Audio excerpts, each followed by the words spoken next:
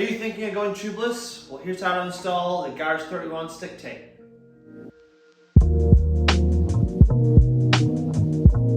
First up, you're going to need your wheel to go tubeless. Any mountain bike wheel can go tubeless. This is a broken carbon rim. I'll explain a little bit more about that later while I'm using it. But you'll also need disc brake cleaner or some kind of alcohol spray to clean the rim, a microfiber towel to clean it, and we're going to use this to install the tape as well. And we're going to need some Garage 31 stick tape. Check the links below to get your hands on some. Let's go. Now this rim, it's a broken Weir 1 carbon rim, very slick, but you'll see how the tape sticks good. I broke this a couple of years ago and then decided, hey, it'd be a good test bed for the rim tape. So this rim tape here is the original rim tape, and I put it on over 2 years ago and it's still sticking good. So I'm pretty confident you guys are gonna get good luck with this. Now there is a few important steps to do with this tape versus other tapes. You'll notice that most rims are, they have the two lips where the tire sits, and then there's a void in the middle. What we're looking to do is to put the tape down into this void first, and then it will naturally fall over onto the shoulders here. Whereas if we tension the tape too much, or we use a truing stand to apply it, then what will happen is the tape will stretch from one shoulder to the other shoulder, and there'll be an air void down here, and that'll make sealing when you put the valve in very difficult. So we want to have the tape flush to the bottom first, and then we can push it over onto the sides here. So this is my truing stand, and like I say, we don't want to use one of these because then as you pull down, it'll put too much tension on the tape, and then you'll create an air pocket. So unlike other tapes, don't use a truing stand. We're going to put it on the floor and do it that way. So I just peeled all the old tape off. Now I'm going to take my disc brake cleaner, spray it onto the rim, and with my microfiber go all the way around, cleaning any excess dirt or glue, because we want to make an airtight seal. So it's important that we clean it really well. Now if you have an aluminum rim, definitely a little bit of heat if you have a hairdryer or something like that, just to get the aluminum rim completely dry. Funnily enough, even though the carbon's a lot smoother than aluminum, the tape tends to stick to carbon wheels a little bit better. But applying a little bit of heat, hairdryer, just hot enough that you can feel it, but not hot enough that you can't touch it, and then go through this process. So if you're struggling and the tape's not sticking, a little bit of heat, and double checking that it's completely dry is going to be the best course of action. So that's good enough for me now. The tape comes in a few different widths and roll lengths. So to calculate the correct width, then you'll grab your wheel and a tape measure, and I'll show you how. So I'm going to measure from the inside shoulder to the inside of the other shoulder, which is telling me there's directly 30 millimeters. Now the rule is you add 2 to that measurement. So the tape I'm going to be wanting is 32, and that's the counter for the well of the rim here. So this might be a little bit tricky to film, but we'll see how it goes. So I got my rim on the floor. I've got the right size tape. I'm going to find the valve hole, which is there.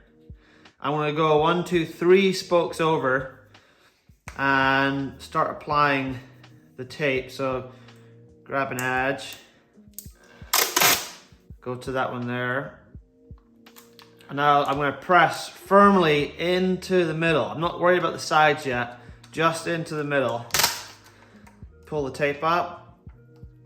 Push down hard into the middle, and you can see how well it's sticking already because we took that time to prep the rim. Rotate around. Now I like to use the microfiber just on my end of my finger. It makes it a bit easier on my finger. Try and keep the tape straight. There we go. Keep going around, keeping the tape in the middle of the rim.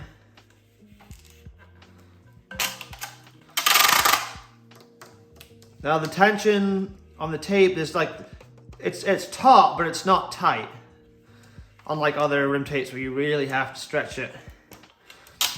We're really just trying to apply the tape.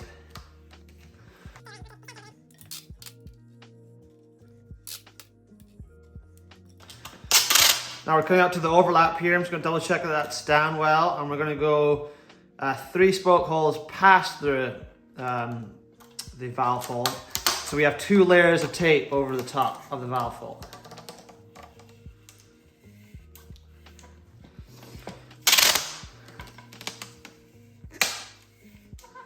Okay, double checking past, which I am.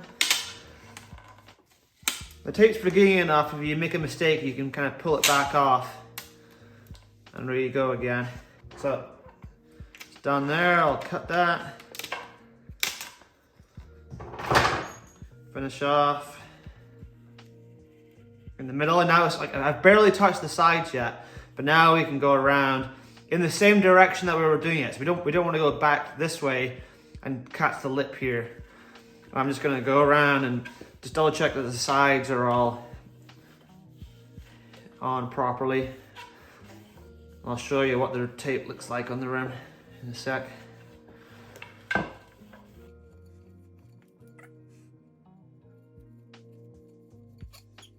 Hold it up to the blue light there, you can see how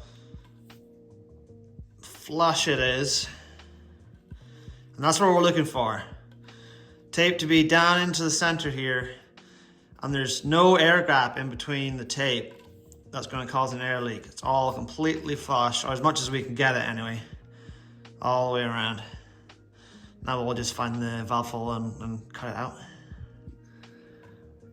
Okay, so the valve hole is here. I can just see it poking through. So I'm going to grab a pick. You can kind of see the soft spot. Go down through there. Then I like to grab a number 2 screwdriver and stick that through, just to make the hole even larger. And then last step, if you have a like a half round, like a mini half round file, that's gonna be best. But I've just got a round file, so just drop there. I'm just gonna go around and just into the hole and just shave the edge of the tape off. Careful not to get the rim. You'll see here how clean a hole it makes. It's awesome.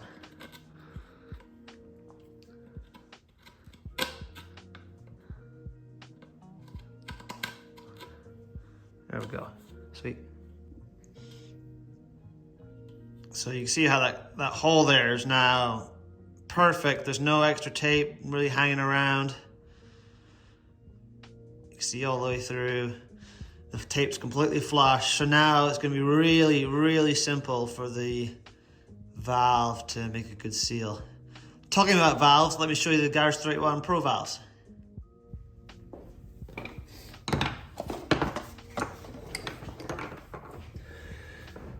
Okay, so as some of you may know, our Garage 381 does the range of tubeless valves. So we've got the Pro valves here, range of colors. They got tool cap up the top to change your valve core.